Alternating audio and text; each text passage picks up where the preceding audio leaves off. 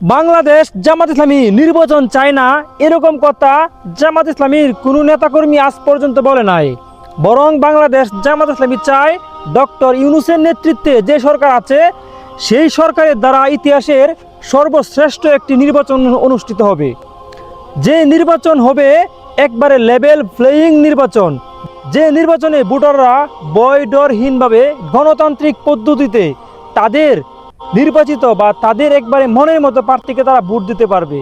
বাংলাদেশ জামাত ইসলামী চায় সংস্কারটা এজন্যই, আপনারা যাদেরকে নির্বাচন কমিশন বলতেছেন বা প্রশাসন বলতেছেন, প্রত্যেকটা রন্ধে রন্ধে এখনো স্বৈরাচারী দূষররা গাপটি মেরে বসে আছে।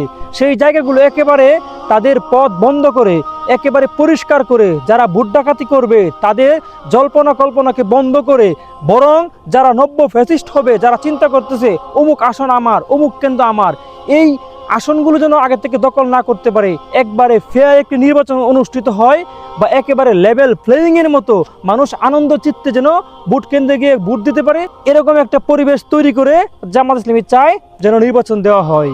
এটা তো ভাই খারাপ কিছু না।